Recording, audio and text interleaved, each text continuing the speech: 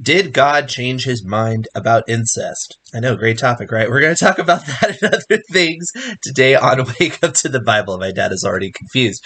I'm Daniel Kaplan, and I'm here with my father, Dr. Kaplan. We're going through the books of the law, Genesis through Deuteronomy this year. Today, our portion is Exodus 6:14 through 28.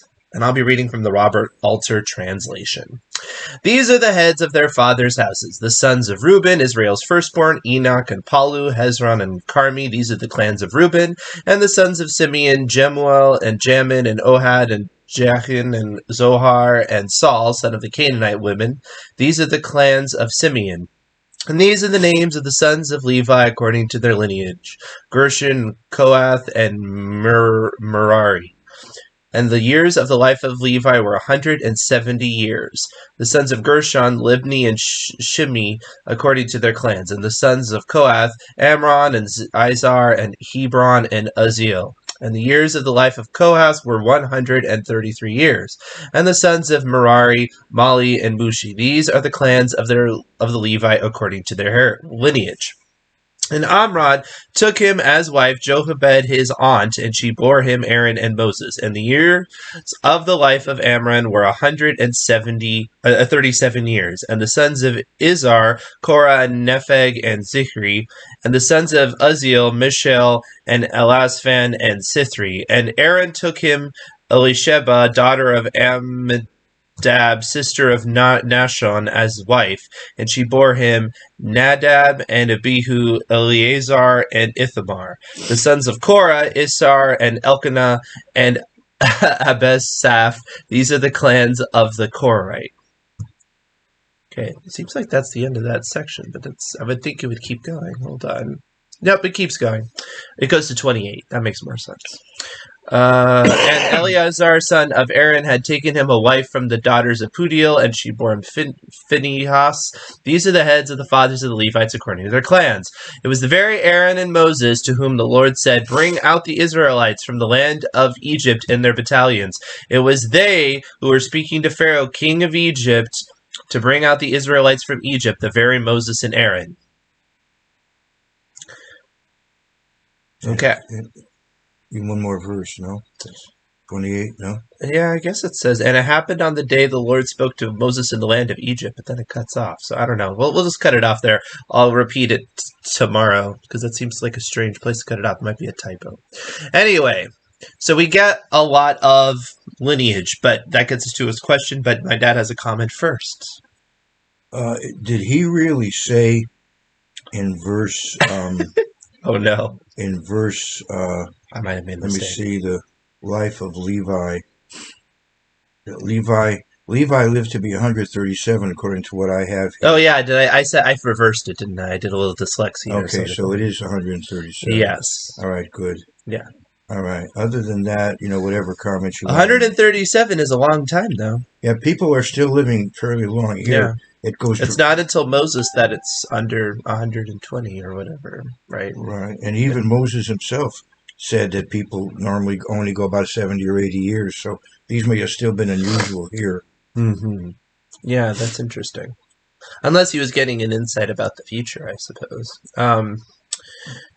Yeah, that's interesting. All right, now, so getting back to my question, you have this whole lineage and everything, but then you have the issue where it looks like, at least the way Robert Alter translates it, right, that his father took as his wife his aunt, which later in Leviticus is something that would be banned. So there's a question here. You can interpret it different ways. Some people would say, well, I mean, go back to the beginning of Genesis, and you have, it seems like, people marrying sisters and things like that. Was incest something that God actually did permit until he didn't for certain reasons? So that's a possibility. Another possibility is, as well, it was never allowed, and it's just people did it anyway. Possible, right? Another possibility is that maybe this is not even the best rendering, and that perhaps the word being used here could be a close family member and not an aunt. There are other ways that you can interpret the verbiage there. But it's interesting. According to Alter, he says this is this is not the only instance which a union prohibited by later legislation is recorded without comment, and might well reflect an authentic memory of a period when the prohibition was not in force. So it's possible that it changed. But what do you think? I have my thoughts, but well, I wanted to check the Hebrew here.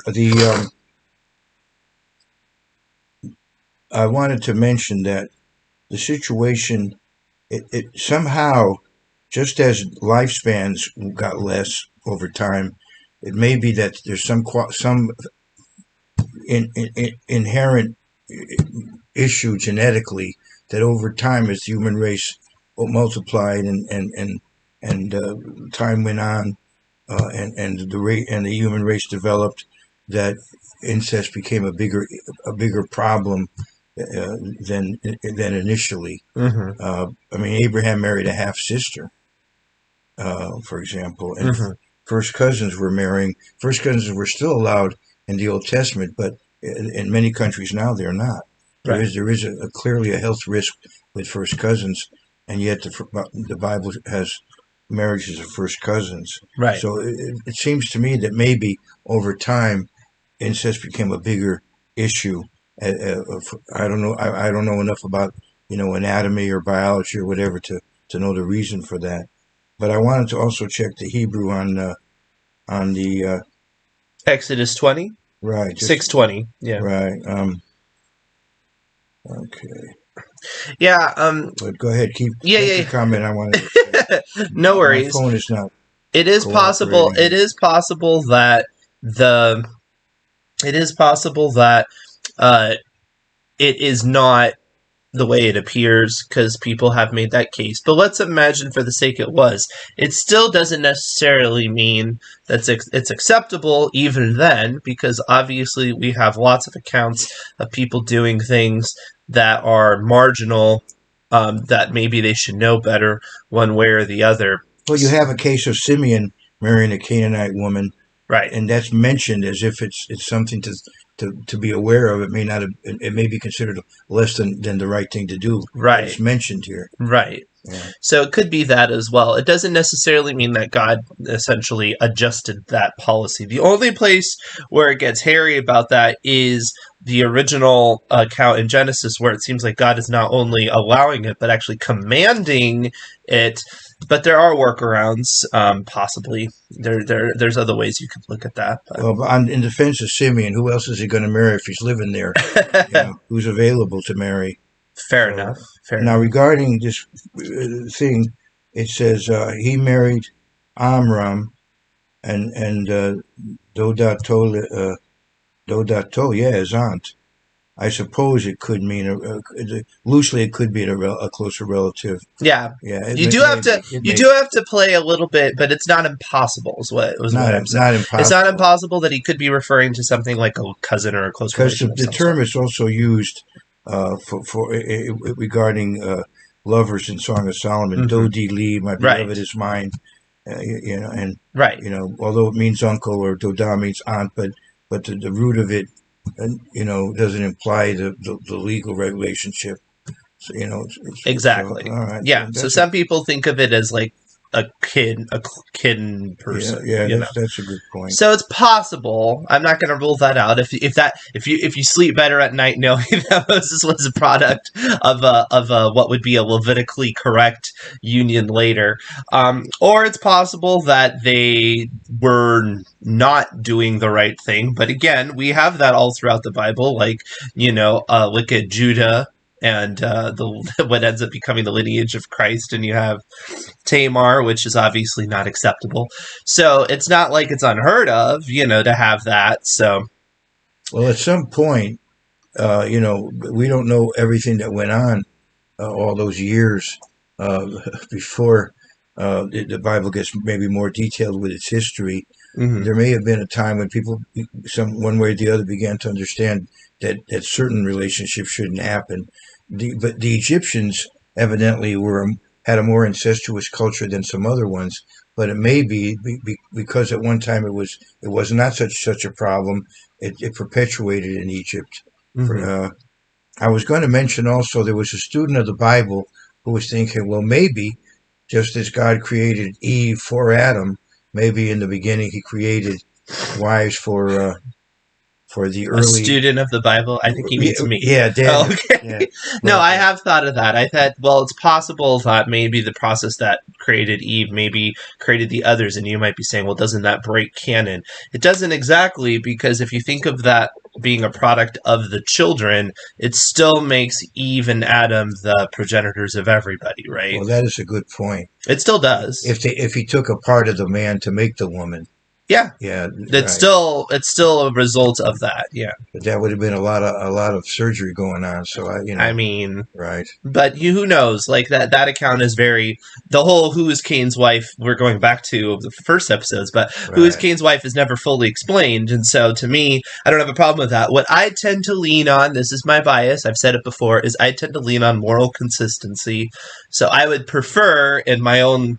I guess it's head canon. They use this term for like fandoms, but my head canon for the Bible is that God has always been against incest, and it has nothing to do, well, maybe not nothing, but it really doesn't have to do with genetic problems. It has to do with desexualizing the family unit. And I would say that was maintained from the beginning. And I have that workaround for Genesis. And I would say this is either people breaking that rule and God just, allowing it, or it's not really the right rendering. I like to be consistent. So. On the other hand, one reason some commentators would say that in the beginning we see Cain had a wife, but she's not mentioned by name, is because of the fact that later on incest became prohibited. So she's not named as if to say, all right, it happened back then, but Yeah, but I don't like that because he commanded that. So that's right. really weird to me. I don't see why God would command something he would later make immoral. And maybe you can figure out an example of God commanding something he would later declare immoral. But I don't like that. Well, one example might be that he literally commanded the Israelites to destroy, for example, the Amalekites. That's not something that in the New Testament Jesus would command us to do I don't know about that. before his return. In the book of Revelation, he basically does that. Yeah, but I'm saying. I know, so I don't think that's right, subjective based on the culture. All right, fair enough. All right. That's not something we have the right to decide. No, we don't. But I'm not saying, who knows if he could. I don't think he he couldn't necessarily ask this of us now. Who knows? All right, okay, I'll withdraw that. Yeah. All right. Yeah. All right, anyway. Well, that was an interesting discussion. But beyond that, beyond just that one big thing, we do have all this other information. And one thing that you'll notice is that it ultimately tells you a fair amount of Moses' lineage. And this does, in a sense, reflect, him as an important figure, gives some background. It also gives you the background of Reuben and Simeon because that's the same mother, right? They're the first two tribes. Yes. Okay. First two sons born. I was pretty sure about that. Right. Yeah. I'd like to make another comment. So that was interesting as well. The three branches of Levi figure importantly in the temple worship. Who did what? Gershon, Kohath, and Merari. Right. Those branches figure importantly. And also notice here that Korah is I believe, first cousin to Moses. Now later on, Korah challenges Moses. Right. So you see he's part of the same family, which is sad that happens. But if you look at the history of various dynasties over the years, common that happens. Yeah. The other thing too is you don't find out anything, even though you're finding out about Aaron's children, you don't find anything about his children. So, in this section, no, they're mentioned earlier, but yeah, right. Yeah. Are they ever named? Gershon was one. Oh yeah, that's right. Yeah, Gershon is one. But is the other one named? Yeah, I'm trying to remember. Was it Eliezer? No, anyway, it is. He's mentioned. He's named. That's right. Okay, but not in here. So that's interesting that it does not have that. But you're right. Of course, he's mentioned. We just did that. You can go back and find out. Yes, but it is interesting that. I'm sorry. It is interesting that you don't have that in this section. So it's a little bit. I don't know. I just find that. It is Eliezer. I was right. Good. I thought it was Eliezer. Good. That sounded right. By the way, this is a side point, but a grandson of Moses is later on. If you keep reading the Bible, was involved in as a Levite in becoming a pagan priest for the tribe of Dan, but a grandson of Moses. Mm-hmm. And it was such a scandal that in the Hebrew Bible, they took the name Moses and put a floating nun in the word, so the nun is floating, so that you'll read it as the grandson of Manasseh rather than the grandson of Moses, but the nun is floating up there, so you realize it really is Moses. If you look at the Hebrew Bible, you'll see what I mean. It's in Yeah. Judges, I think 18, you'll find it. Awesome. All right. Little hidden trivia for you, or whatever you want to call it. Maybe not trivia, because it's not trivial, but little factoid. All right. So, anything else about this lineage, or anything you want to talk about? No, I don't think so. All right. Well, if you haven't yet, please like, subscribe, hit the bell. It's a great year to read the law, and we're looking forward to doing it with you.